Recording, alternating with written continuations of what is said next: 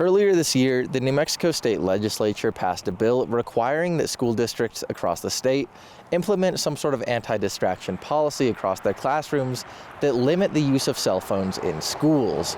And this type of legislation has been gaining a lot of traction across the nation. Going into the 2025 fall semester, at least 31 other states have implemented these types of policies across their own school districts. So what's leading to this type of legislative change? Well, according to nationwide data from the Department of Education, in 2013, 77% of 8th graders scored at or above basic reading proficiency. And in 2024, that number dipped to 66%. And on top of this, the nation's youth are facing a mental health crisis. According to a 2024 report from the CDC, quote, nearly all indicators of poor mental health and suicidal thoughts and behaviors worsened from 2013 to 2023. This time frame corresponds to the widespread use of cell phones and social media by Gen Z. So what does this mean for New Mexico school districts? Well, we have our own data sets to dig into. See, even though the statewide mandate passed earlier this year, Cloudcroft school districts were ahead of the curve with anti-distraction policies, implementing the use of Yondr pouches in the fall semester of 2024. The Yondr pouch is essentially a magnetic case that locks a child's phone away for the day, allowing them to keep possession but restricting access until they leave the building. Cloudcroft Middle School Principal Nolene Adams said it's changed the behavior and habit of kids during school hours. I taught middle school for 10 years before I became the principal, and so it was a daily struggle with kids in my classroom, not because of anything other than that they were addicted to cell phones. And so being able to put the Yondr pouches to use has helped a lot. I see them socially interacting more. They're more professional in their communication with teachers. They're nicer to each other. We've seen cyberbullying decrease greatly in the last 2 years. I was dealing a lot with cyberbullying, and then the very next year we implemented Yondr pouches, and I rarely have to do that anymore, so it's really nice. It's actually helped a lot. So now that this has been a policy for over a year in Cloudcroft, what can we learn? Well, according to the latest data from the New Mexico Public Education Department, Cloudcroft Middle School saw a significant jump in academic proficiency rates, with math proficiency jumping around 18 percentage points, while reading and science also saw demonstrable upticks. But does correlation equal causation, and are these bans a true solution to some of the issues we're seeing across the nation's youth? Well, according to Chris Perry, Executive Director of Children and Screens at the Institute of Digital Media and Child Development, the answer is a bit more complicated.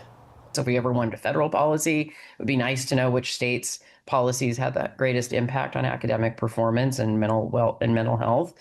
But I also want to caution us, that smartphone policies are great, but they are not the only solution to what's been hard for kids over these last many years. Those all pre-existed the advent of the smartphone, and the smartphone has really just added to some long-standing struggles. And while Perry said that more research is critical right now, especially as these policies are in their infancy, the preliminary data is quite encouraging.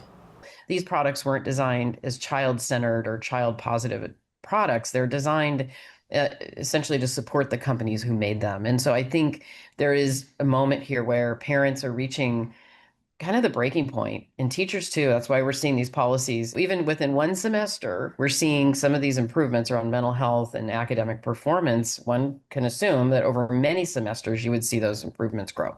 But Cloudcroft Middle School has a really small student body, somewhere around 100 students. As school districts and class sizes grow, implementing and especially enforcing these types of policies can definitely get difficult. Stephanie Baining, head administrator at Turquoise Trail Charter School in Santa Fe, said that her school had exactly this enforcement problem, implementing the use of Yondr pouches a few years ago, but ultimately having to drop the policy altogether.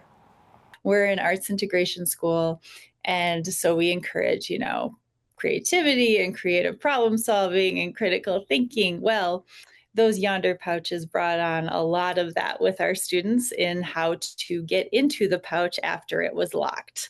We can take away and put things away and lock things up as much as we want, but if we don't actually give them the tools, then they're not going to be able to know how to use it responsibly when they're out of school. So we know what the data say, and we know that enforcement can get tricky, especially as class sizes grow larger. But what about anecdotes on the ground about in-class participation and mental health outcomes? Well, I spoke with 8th grade science teacher Brian Kasinger, who said that the Yondr pouches have been a game changer for Cloudcroft. It was a battle for teachers because not only do we have to try to teach a lesson, but we were stuck trying to watch for those phones. And when we try to take them, usually it was the kid would try to argue. So that was conflict in the class. To deal with that was an issue. To take the phones, to send them to the office, to worry about the liability of taking a kid's phone, all of those things have gone away for us. So teachers, researchers, and administrators seem to have a generally positive view of these anti-distraction policies. But what about the kids? Well, I spoke with an 8th grader, Manasseh Newton, about his own thoughts on the anti-distraction policies. When I was in 6th grade, this was like a year before they had Yondr pouches, every period or so, especially the boring ones, I would see kids on their phone or just like hanging out in the bathroom trying to skip school. And during lunchtime, during especially like recess, a lot of people would just be staring at their phones and not really paying attention to anything else. And now we have conversations and we like communicate a bit more instead of like staring at a phone for the entire lunch period. Newton said that even though not many people were on board with the policy initially, he's seen positive change across himself and his peers, and he thinks it'll have a similar impact across the state's school districts. I think that a lot of people will be upset with it. I know I was and a lot of my peers, but in the end, I ultimately think it can benefit us, especially because it'll keep us focusing on school a bit more. And Principal Adams echoed Newton's sentiment that these policies aren't popular at first, but that they do become easier to enforce as time goes on. They're very addicted to their cell phones and devices in general. And so at first there is going to be a struggle. It's going to be tough to start it.